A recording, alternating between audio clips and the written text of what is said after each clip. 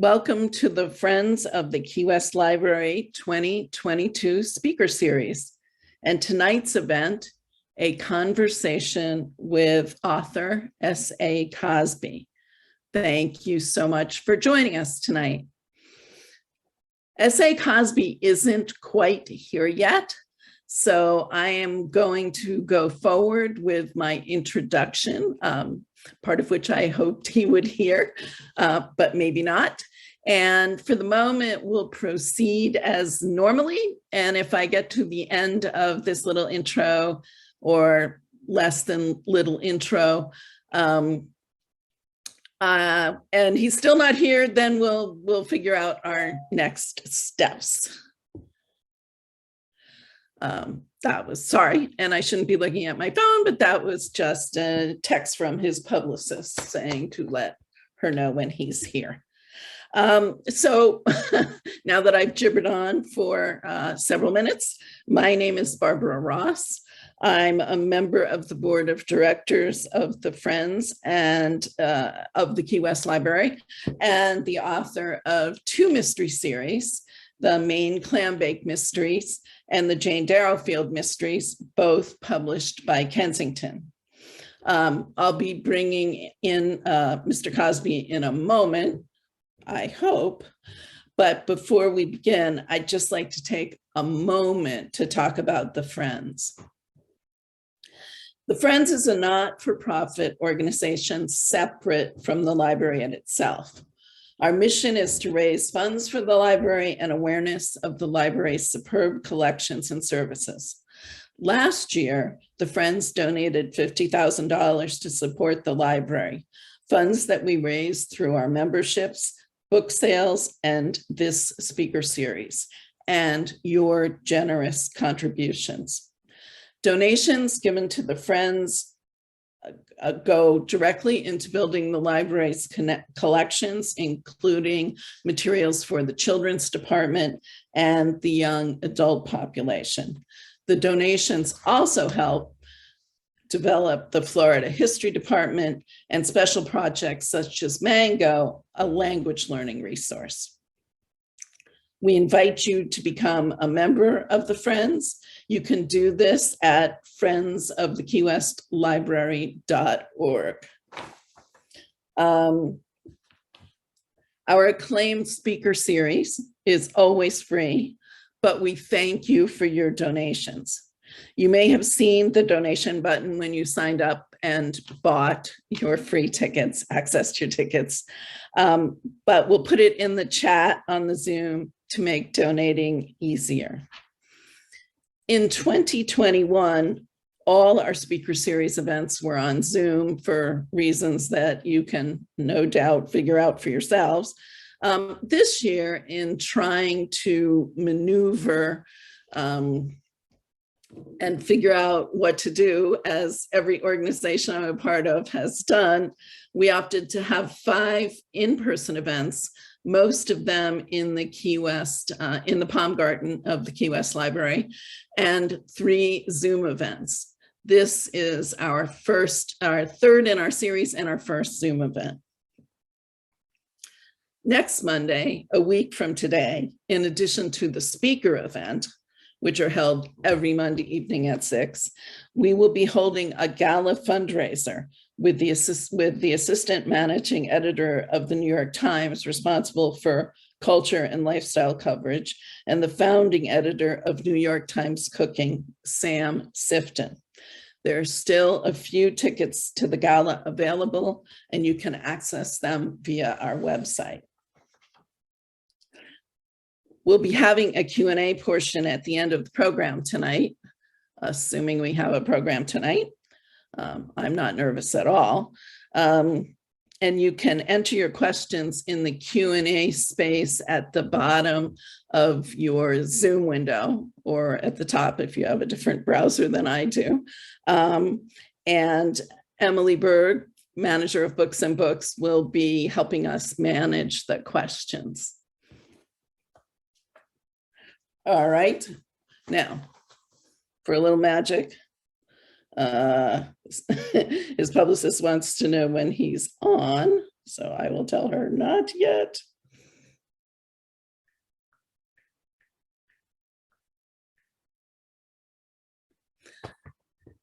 S.A. Cosby lives in rural southeastern Virginia, and we did have a little bit of lag time with his internet when we did our tech rehearsal on Thursday. But being here in Key West, we were in zero position to worry about that, since just a couple hours prior to the tech rehearsal, we had no power or internet whatsoever, which is one of the joys of living on an island at the end of the country. I'm going to go ahead and talk about Sean's books.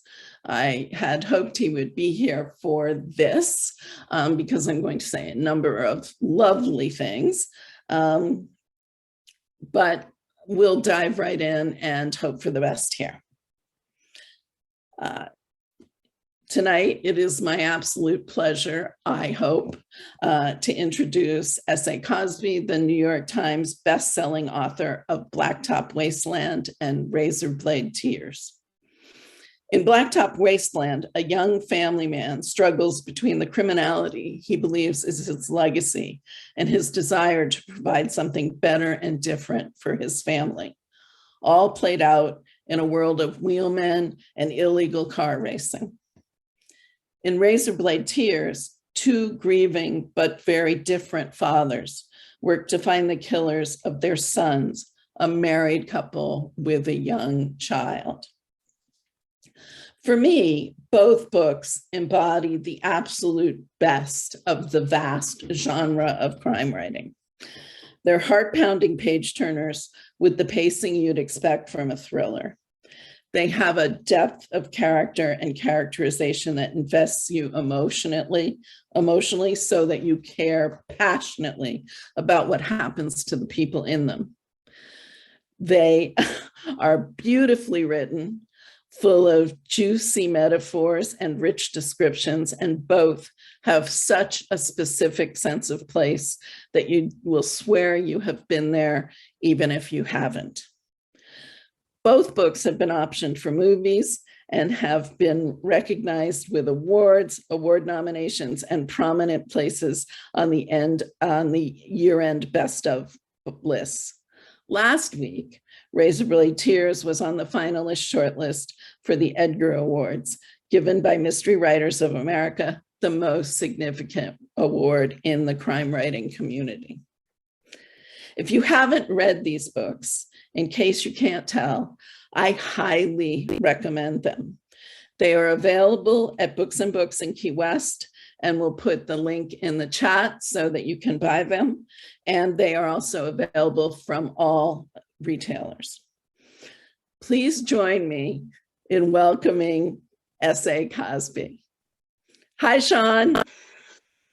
Hi, thank you for having me. Sorry about the delay. We had a little power outage here. One of the risk of living where I live out in the middle of nowhere, but we're here now, and I'm so glad to be here. And thank you so much to the Key West Library for having me, and thank you specifically, Barbara, for hosting this event.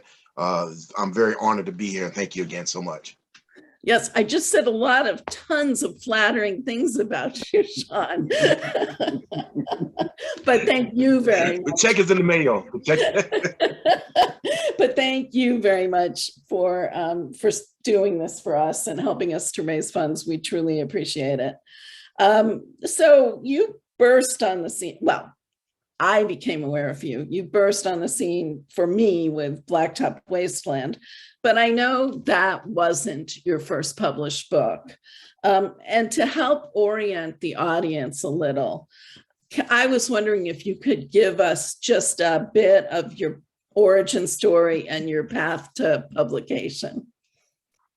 Yeah, I'd love to. So I've always been a reader. I read voraciously as a child. I have always been enamored with storytelling. I grew up in a household of what I like to call backyard orators and barbecue philosophers. And so I've always been around like the oral tradition of storytelling. And it wasn't until I was about 11 or 12 that I realized I wanted to try my own hand at writing stories. Fast forward 20 years, and I am a college dropout working as a retail manager for a hardware store for a major hardware chain, but I'm still writing. And I wrote a mystery novel called My Darkest Prayer, and I got an agent. And for anybody listening who wants to be a writer, a lot of times you get that agent and you think, well, that's it. I've made it. I've arrived. Someone roll out the red carpet. Where are the rose petals? And it doesn't work like that. Unfortunately, that agent wasn't able to sell that book. And so after a year, we parted ways amicably, and I ended up selling that book on my own to a small independent publishing firm called Intrigue Publishing in Maryland. And that book got published, and that was the beginning of my journey. People started taking a little bit notice of me. People that read the book, it got a few good reviews. And what ended up happening was I went to a major convention in Florida in 2018.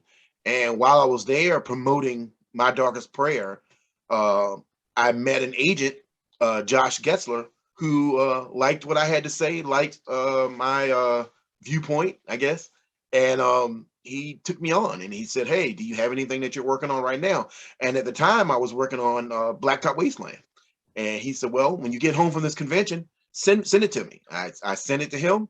He signed me in November 2018. He sold the book to Flatiron in 2019 for a 2-book deal. Book came out in 2020, and it changed my life. Yeah. It's so funny. My story is identical. I got an agent like that with my first book, The Death of an Ambitious Woman. Didn't get sold, went to a small press. The rest of the story is different, but my startup story is the same. Your books have been described as Southern noir or rural noir. I have a slight quibble with the noir part on Razorblade Tears. But Blacktop Wasteland and Razorblade Tears both take place or have major scenes in Red Hill County, Virginia. What and where is Red Hill County? Well, what Red Hill County is an amalgamation of my hometown, Matthews County, Virginia, and then the 2 neighboring counties that I grew up in between, Middlesex and Gloucester. Where Red Hill County is somewhere in my imagination. It's the place. It's sort of the doppelganger or the shadow twin of my hometown. And so a lot of roads and names and locations are inspired by where I grew up. But on a more serious note, I think Red Hill is my attempt to show that this part of the South, this part of rural America has stories that I think are compelling. I'm not the only person that writes about rural America, but I do think I'm the only one that writes about Southeastern Virginia. I often say that Virginia is my heart and my home, and I love where I grew up at, and I love the people I grew up with. But I'm also aware that there's a dark side to that.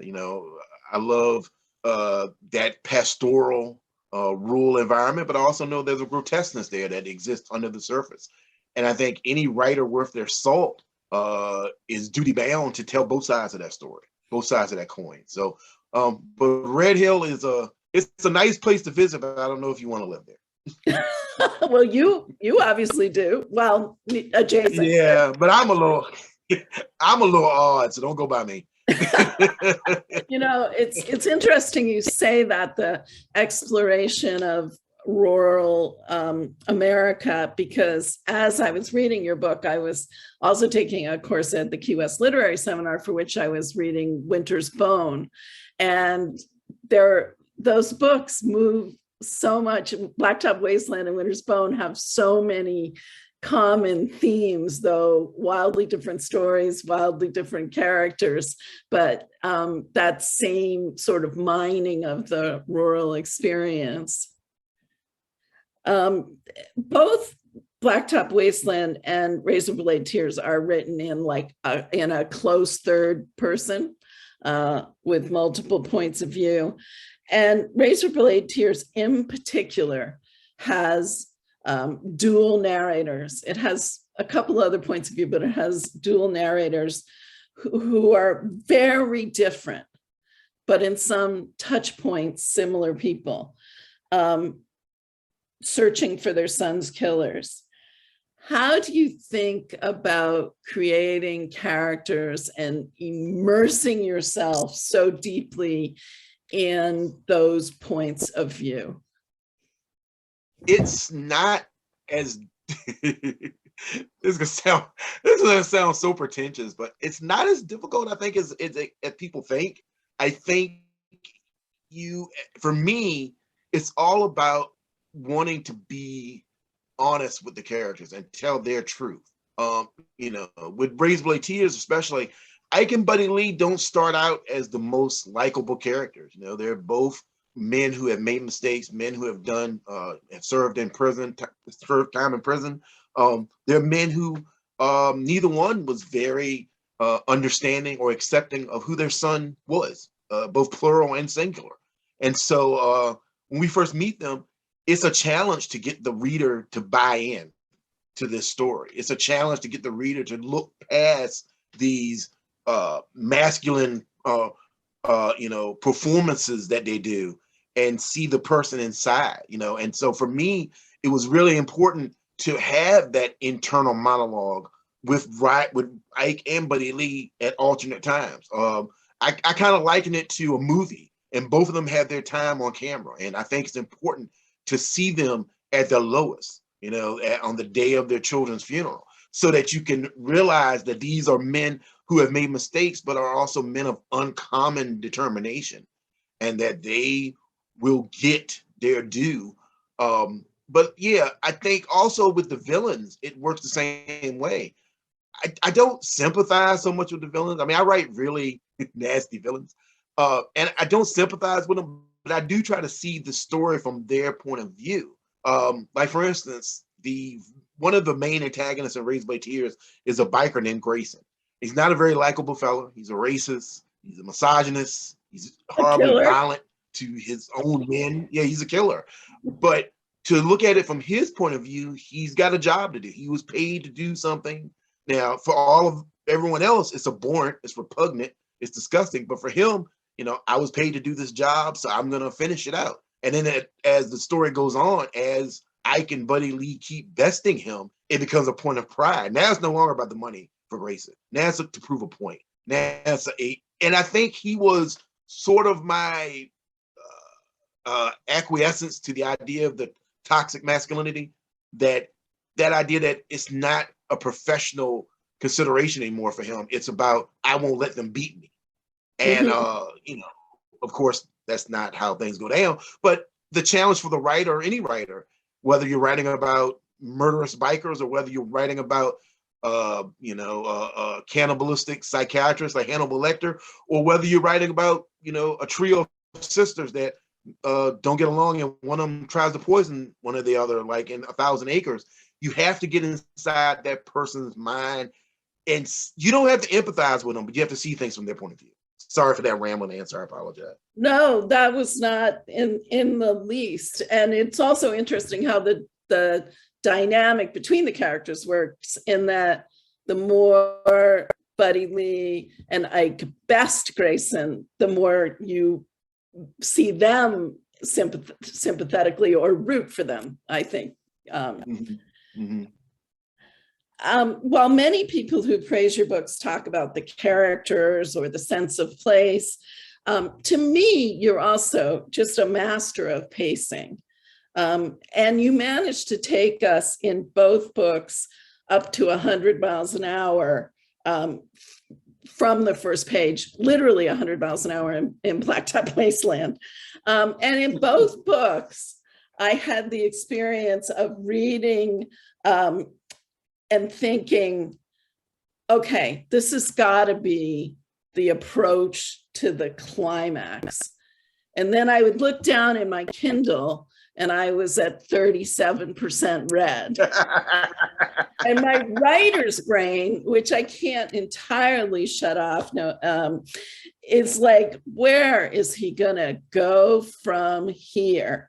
And unlike other authors I've seen who go up to 100 miles an hour and then have nowhere to go but to drive off a cliff, to stretch a metaphor to its breaking point, you manage to sort of bring us back down and build us back up again. I almost see, you know, when you talk about the shape of books, the shape of your books as being like a mountain range.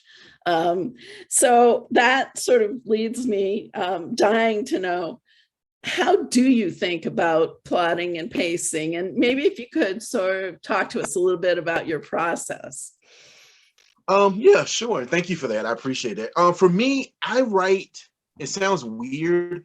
I write very cinematically. I write on movie beats. I write with the idea that each chapter, if the chapter begins with a negative, it should end with a positive. If it begins with a positive, it should end with a negative.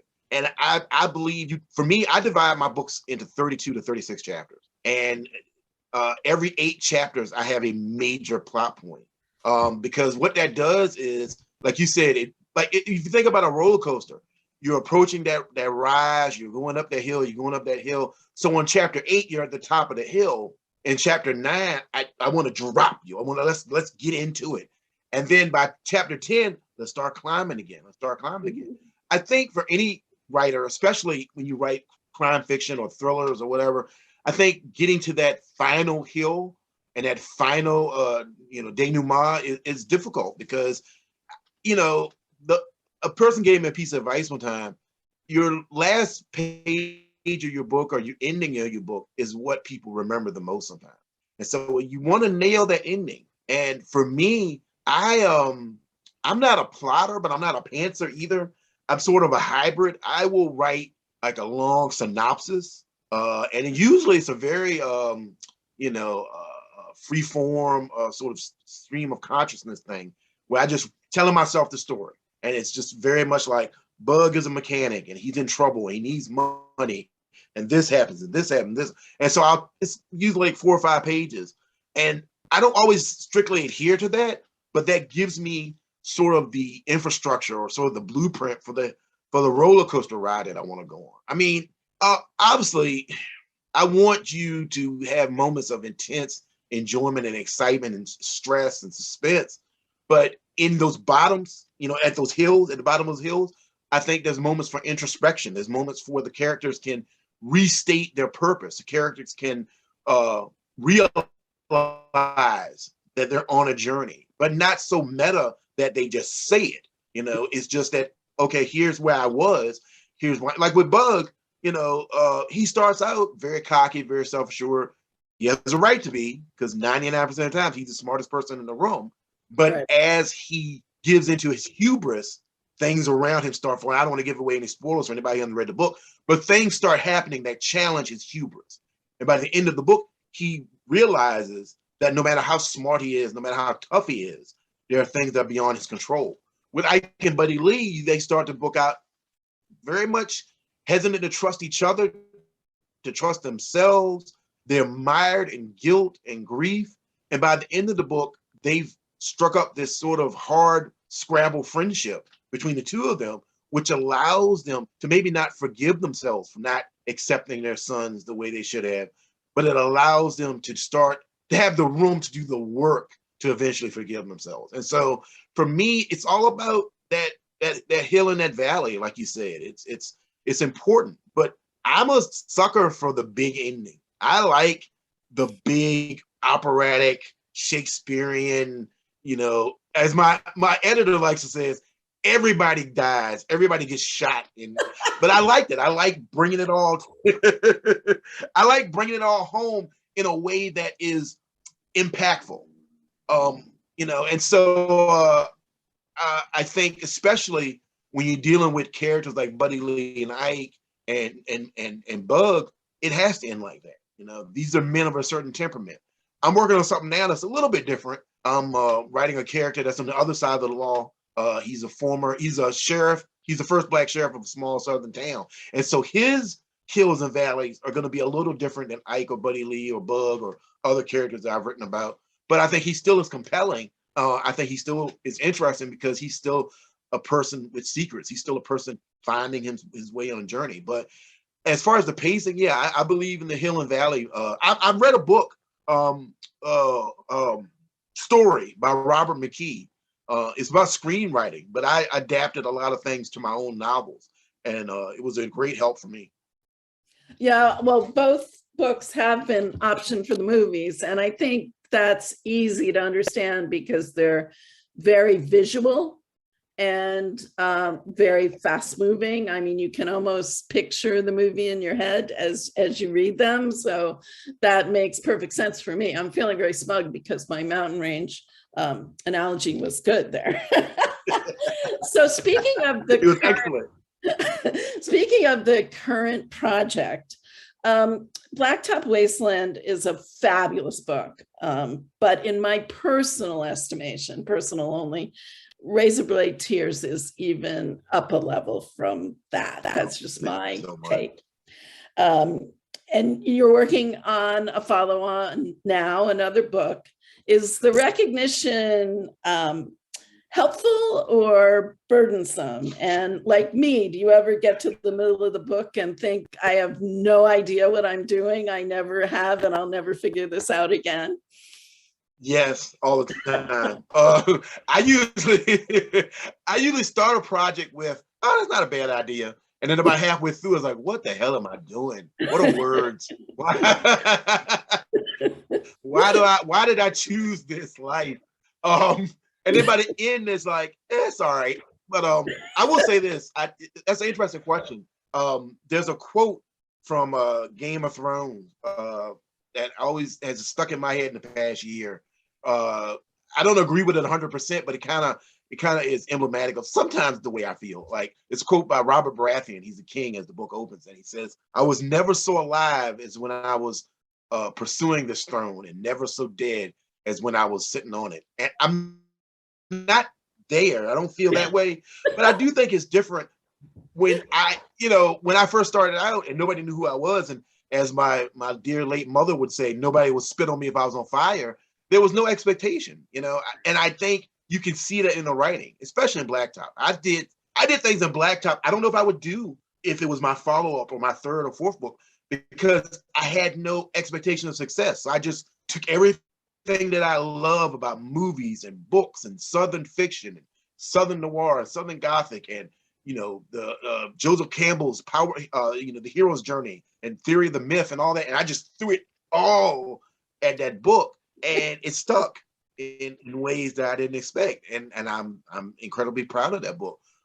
But now I do kind of think, well, maybe, oh man, should I do that thing, or should I do that way, or and I think there comes with expectation. Like, for instance, when I was starting Razorblade Tears, there were some people on my team that were like, well, let's do Blacktop Wasteland 2, or let's do something in that same vein. Let's do another heist novel.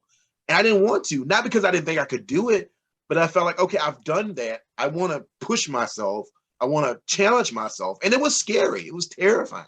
And I thought once I got through Razorblade Tears that fear would go away. Now I'm doing something that is totally different from that, which is a Southern Gothic murder mystery, talking about policing in small towns, talking about a lot of the points that I bring up in my other writing. And this is just as terrifying. And, but on the other hand, it's a great problem to have, that people have expectations for you, that people want to read your books.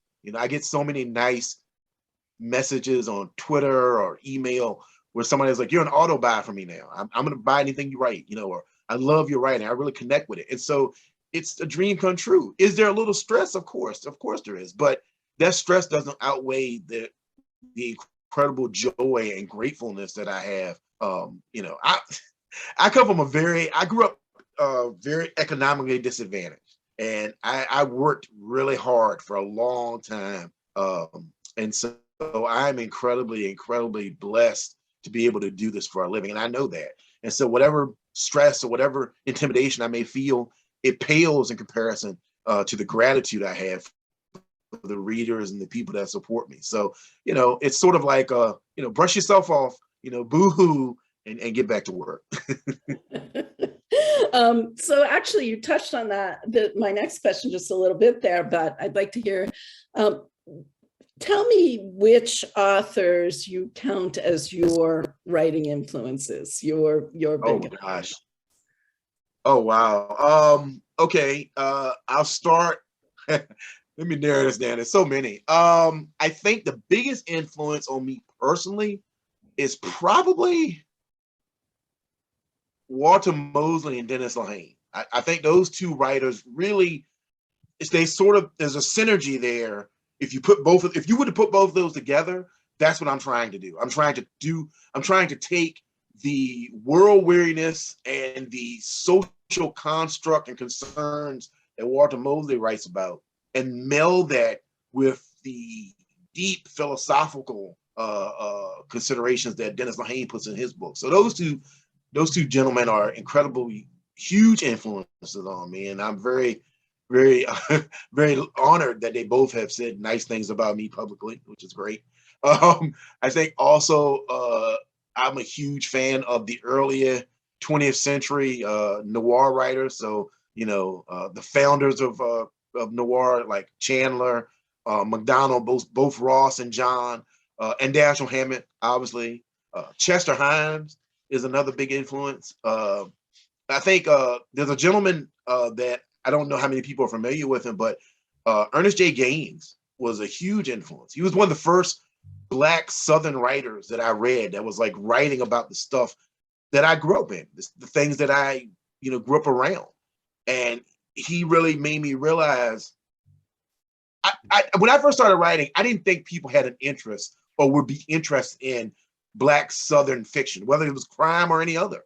And Ernest J. Gaines was really the first writer that I read where I was like, wow, he elevates these stories that I've lived to high art. He takes a cookout, as we call it up here, or he takes a night at the shot house, and takes it and elevates it to a Shakespearean level. I'm not saying I'm doing that, but he showed me that it was possible. So he was another great influence. I think another big influence on me, as far as like, again, writing rural crime, rural fiction, Daniel Woodrell, you mentioned Winter's Bone, and all of his writing is a huge influence. And of course, if you're a Southerner, you pray at the altar of O'Connor and Faulkner, and so I definitely, I wouldn't say I count them as so much direct influences, but there is a fine art to what they're doing and what they're talking about, specifically within the Southern identity that I aspire to. They're the high benchmark, along with Ernest J. Gaines, that I want to reach one day, hopefully. So. So you and I kind of work on opposite sides of the vast crime fiction world, since I write cozy mysteries set in New England. Yet I know you read widely, and following you on Twitter, where Sean is a very thoughtful and entertaining at Black Lion King 73, for those of you who'd like to follow him. You're supportive of a wide range of authors, including female authors who are fellow members of Crime Writers of Color. And we have a mutual friend, Carrie Garrett, who has a big book, Like a Sister, coming out in March, which I particularly want to mention and give a shout out to. Yeah. Why is it important to you to support other authors, including those who write very different kinds of books? I think because all writing is important. And I like to say that when you come to read a book, or it's like being in the same church, but you can sit on different pews. I actually grew up reading all types of books, so I love cozy mystery. I know it doesn't look like this big old husky horse, but I love Agatha Christie and Dorothy L. Sayers and P.D. James. And I used to read like old school stuff like Philo Vance and Ellery Queen and the early 20th century dandy detectives.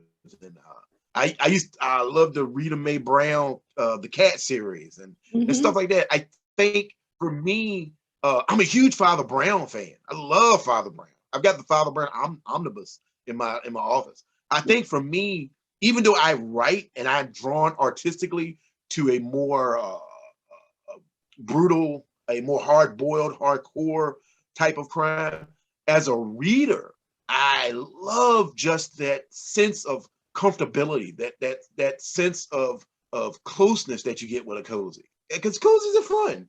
It's fun. The bloodless crime and the murder at the vicarage, or who poisoned somebody's bread pudding. I find that comforting. I find that is a way for me to calm down sometimes, and it helps me come down from maybe the intense adrenaline of writing, a car chase scene or a fight scene, where I could just, get a cup of coffee or a cup of tea or a bowl of soup and sit down and snuggle up with with my cats and read about this little English minister, or read about this little nosy old lady, or like you mentioned Kelly Garrett. I love Kelly Garrett's her earlier books, and I love Like a Sister as well.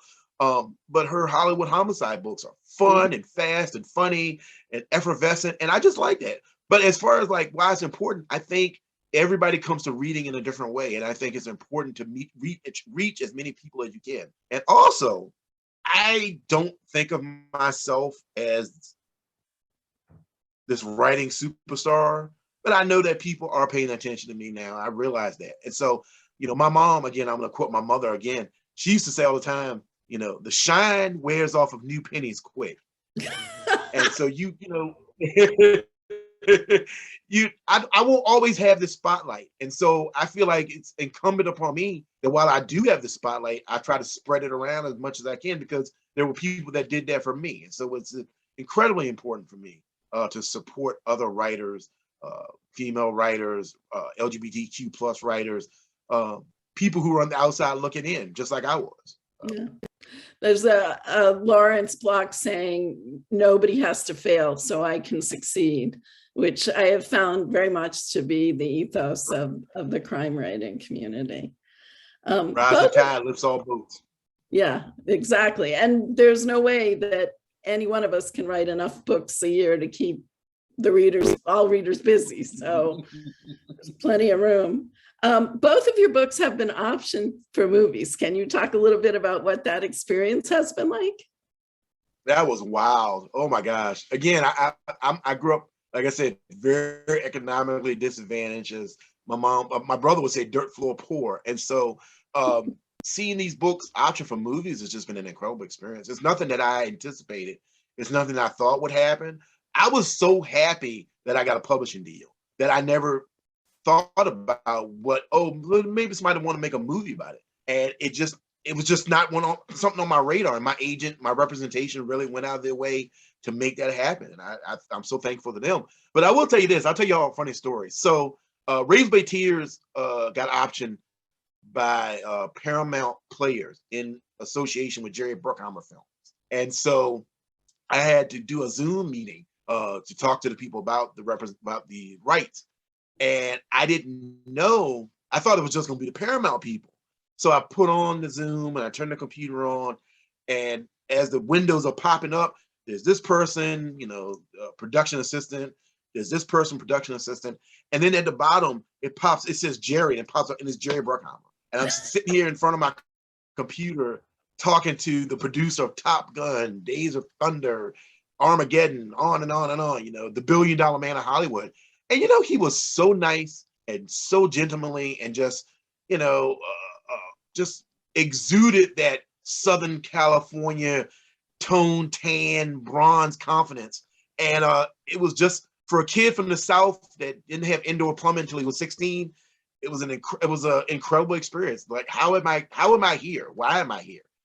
But it has something that's changed my life. The whole experience has been incredibly interesting. I don't have a lot to do with it now. I know my limitations. They option the books. They're writing the scripts, and hopefully, they'll let me see them. But I think Lee Child was the one that said, the movie is the movie, the books are the books. Right. And whatever happens with the movies, the books will always be there. I just, as a fan of movies, because I'm a cinephile too, I love film. As a fan of movies, I just want to see it. I would love to see Bug chasing down Lazy Mothersbaugh in the duster. I want to see, Buddy Lee drive his truck through his ex-wife and her new husband's house. I want to see those things up on film. I want to hear Buddy Lee say to, I got no spoilers. I want to hear Buddy Lee say to a villain, you know, I promise you, one day, the last thing you are going to hear is your heart going silent. I want to see an actor deliver that line, not just because it's a badass line and I wrote it, but because I want to see it on screen. I live for that experience. So I'm just excited to see what happens with it. But yeah, it's mind blowing.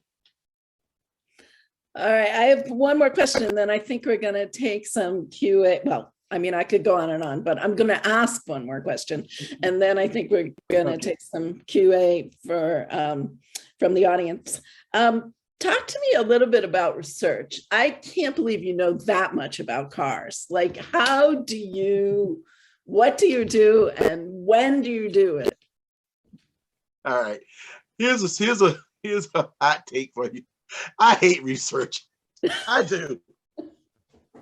I hate research. I'm a nerd in so much as that when I'm really interested about something, I'm really interested about it. So I'll go down a rabbit hole on YouTube. I'll rent a bunch of books from the library. But if I feel like the research, like somebody's making me do it, like I have to do it for a book, I hate it. But with Blacktop, I do know a lot about cars. I grew up around people around car culture. In the South, I had a cousin who used to race, do illegal drag races and stuff like that. But there are things that you have to get right when you're writing about that. Like for instance, there's a scene in Blacktop Wasteland where Bug jumps a car off of an overpass, and I actually did a lot of research. Could a car withstand that? What would you have to do to it so it wouldn't just fall apart? You know, what would he have to adjust, and so on and so forth. With Razorblade, I did a lot of research. Because it has a lot of LGBTQ plus characters. I did a lot of research talking to LGBTQ or LGBTQ identifying folks to make sure I was representing the characters correctly, that I was representing their issues correctly. And I think that's a part of research too. A lot of people will balk at oh, I don't want a sensitivity reader. I don't want somebody to tell me what I can or cannot write. Nobody is telling you what you can or cannot write. When you get a authenticity reader or sensitivity reader, whatever you want to, I call it beta reader because that's what it is. But you have somebody from a specific group or specific marginalized group, or it's the same as if you want to write about the FBI and you get a former FBI agent to read your book for you. It's the same thing. I want to make sure that I'm writing characters, not caricatures, and so that's very important to me. That's very important to me to get that right. I really strive to make sure that all my characters are authentic, that they're not, from central casting, so to speak. And I tell you one thing I did. I actually grew up around guns. I used to hunt. My grandfather was a hunter. I grew up in the South, so there's guns everywhere. But I stopped using specific gun names because you can never get it right enough for some people. So. I just started going to pistol, revolver, shotgun. That's it. It's like because I'll get an email like, well, actually, you can't use that many shots with it. Like I don't care. Do not care. But research is important. I don't like it, but I do it. No, that is so true. The gun people are worse than the history people, and the history of gun people. Definitely let you know. So I'm gonna ask, I do see we have some audience questions. So I'm gonna ask Emily Berg of Books and Books to make herself visible and to help us moderate those questions. Hi, Emily. Hi, this has been really fun. Thank you so much. We've got a lot of questions that have come in. I'm going to, since, just talking about research and the violence. One question is, how do you get your materials for such graphic descriptions of the violent confrontations? And I'd like to add on to that, is it cathartic to write that angrily? And are you an actual angry person? Because I'm kind of an angry person and it's cathartic to read it sometimes. I think I have in the past had a bad temper. I think if you're a person of a certain amount of depth, you're going to have some anger. I'm not a violent person. I mean, I have been in more than one bar fight, but I don't pursue that as a course of action usually. As far as cathartic, it is, especially when I write villains that get their comeuppance, because in real life that very rarely happens. And so because it's my book and my world, I make sure that the villains get their comeuppance. And so that's cathartic. I don't write like with anybody in mind. I'm not, I don't have any axes to grind when I'm writing, except for the characters that I'm writing about. As far as the visceralness of the violence, I grew up on a farm. So I grew up, I just did a thread on Twitter about this, but I grew up, unfortunately, we had farm animals that we had to slaughter. I used to hunt. Like I said, I grew up skinning deers and rabbits. And, I think there is a certain authenticity when you grow up, when you're that close to the natural world. There's a certain authenticity with violence that is not hyperbolic. It is very matter of fact. And I think when you read writers that have that connection, like Laird Barron or someone like that, you can see it. You can see it come through in the writing. But I'm actually a big teddy bear. I'm old now. I'm not trying to fight nobody. You kind of maybe in the same vein. So your characters, well, at least I've read Blacktop Wasteland and Razorblade Tears. Your characters never, or I don't think ever engage the police, even though maybe some people in their situation would. Is that more of a storyline technique to keep it going, or is that truly how they live in the world?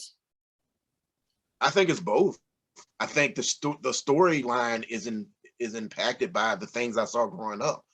Where I come from is sort of a pithy colloquialism, but a lot of times they'll say we don't call the police, we call family. And I think that is true. I think when I grew up, especially where I grew up in the mid 90s, there was a lot of distrust of local police. And you tried to handle things on your own because you didn't trust the police to effectively give you a redress of grievances. Now, when I'm writing, a lot of that is also storyline driven. I use that as a jumping off point, but Bug is not the type of person that's going to ever call the cops or anything. And Buddy Lee and Ike are both gentlemen who have served time in prison, so they avoid the police like the plague. But I think going forward, I want to explore the other side of that. Like I said, I'm working on something right now where the main character is a sheriff. He's the first Black sheriff of a small southern town, and he finds himself embroiled in a serial killing case. And so I want to look at the other side of that. Like, what is it when you wear the badge, and what does that power give you? I mean, I think anybody who's been paying attention the last couple of years in America, there's a conversation that needs to be had about the power dynamic of the police. And what does that mean? And especially in small southern towns where 99% of the police force in a small southern town is people you went to high school with. And so how does that color their interpretations and interactions with you? And so the book I'm working on now is very much involved in trying to answer that question while also still making it suspenseful and interesting and hopefully intriguing.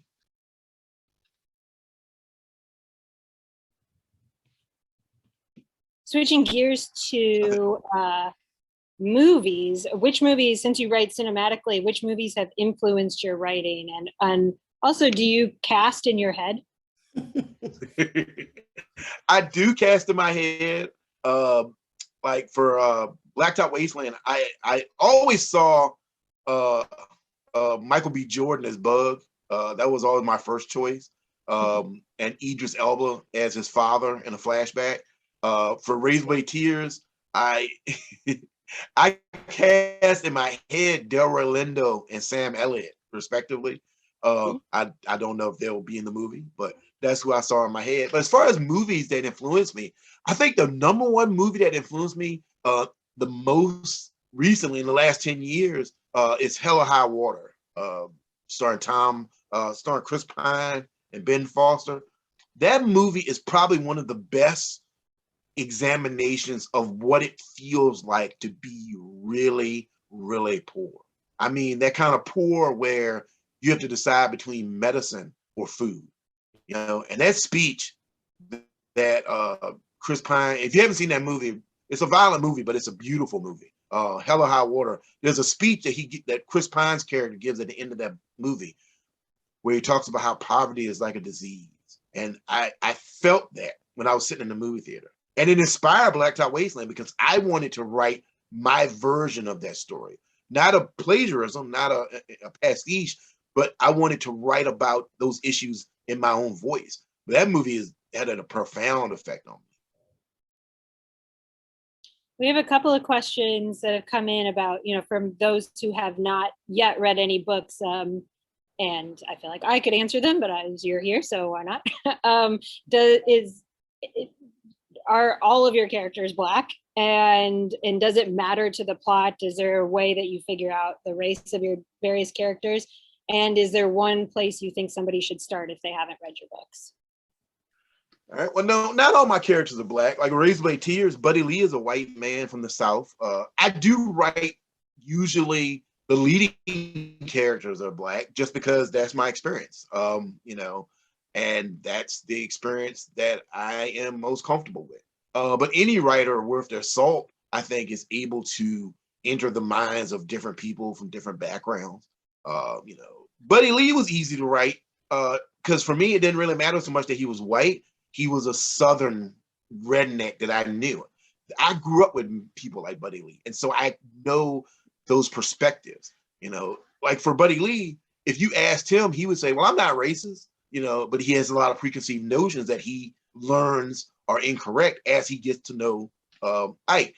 That doesn't let Ike off the hook either, because Ike has a lot of anger and preconceived notions himself. So, but I think I write different characters. I write about Black characters, white, Hispanic. I haven't written any indigenous characters, but I don't think the race of the characters is that important, except in so much as that I'm a Black man, so I'm probably going to write about Black lead characters. That's just my point of view, and I think that's normal. I think that's okay.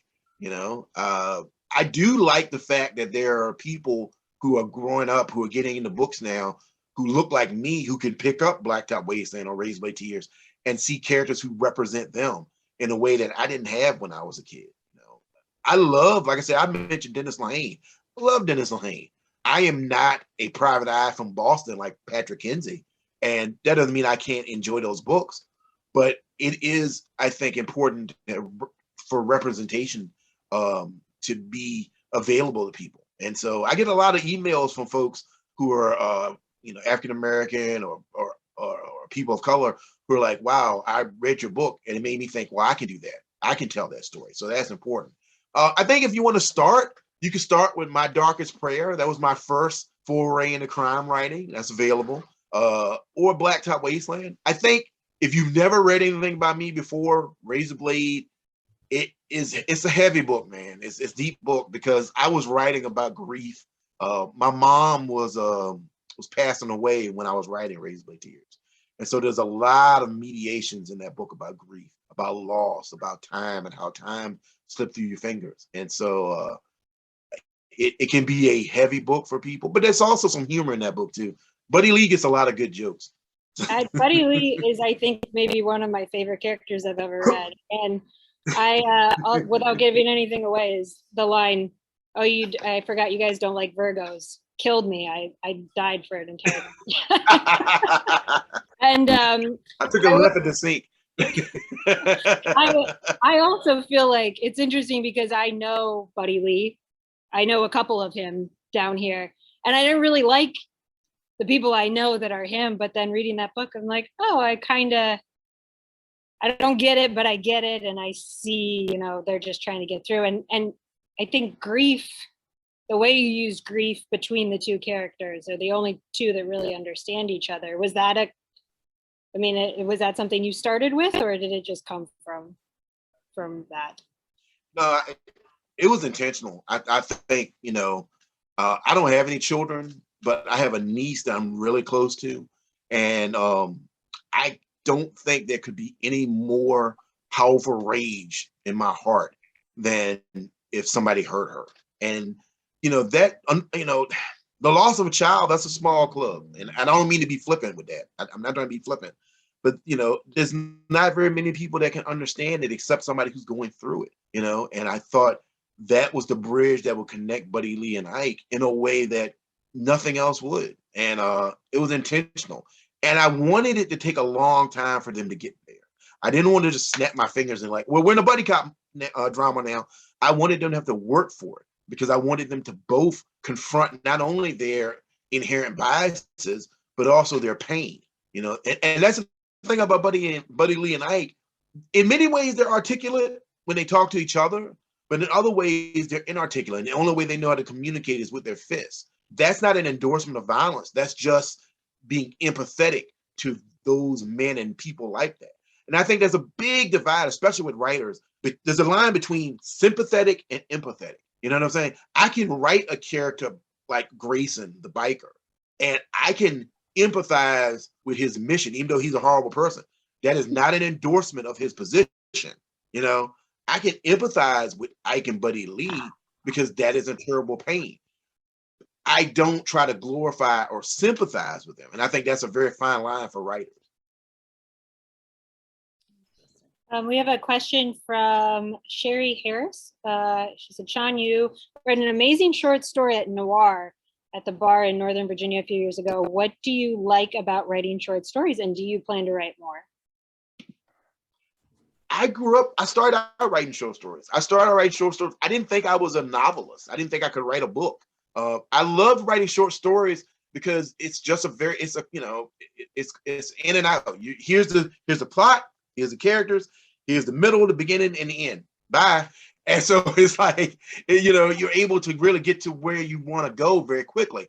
Note about Noir the Bar. Noir the Bar, which for anybody who doesn't know, is were live events that we did as crime writers at bars all up and down the East Coast. And it was not a very like structured hierarchical thing. It was sort of, hey, we're some people in this town, let's do this event. And we would do them. And for me, those events made me a better short story writer because you only have 7 or 8 minutes to read your story. And so you really have to develop a punchy style. Again, you have to get in, set it up. Here's the setup. Here's the story. Here's the denouement, the end. And you got to sit down. Because over 8 minutes in a bar, people are not going to pay attention. And ironically, one of my favorite stories that I've ever written is a story called The Grass Beneath My Feet. And that ended up winning the Anthony for Best Short Story in 2019. And that started out as a Noir the Bar piece. That's it's 1,978 words. But I tried to pack as much as I could into that story. And, I learned that from reading live in Noir the Bar. So I plan on writing more short stories. I have a bunch of short stories coming out this year, and they're all dark. Oh my God, they're so dark. Because I wrote them at the beginning of the pandemic. So it's like, they're all like Stygian. There's a lot of people get killed in these short stories. So it's like, but I think they were cathartic for me as I was working my way through as we all were working our way through the early days of the pandemic. Do they feel cinematic? I mean, was the process the same for that short story? It's kind of a similar. Yeah, because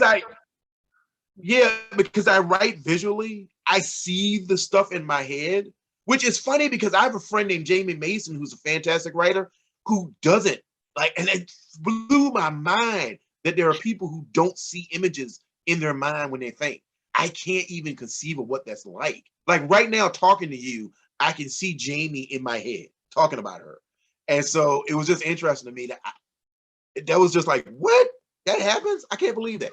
So that's the way I write, though. I see everything as a movie. I write with the idea of close-ups, wide shots, panning vistas. I try to give that feeling in the story. We have somebody who's noticed the Star Wars images over your shoulder there. Has Star Wars influenced your work at all? No, I'm just a huge nerd. I love Star Wars stuff. I will say this though. I wrote a book.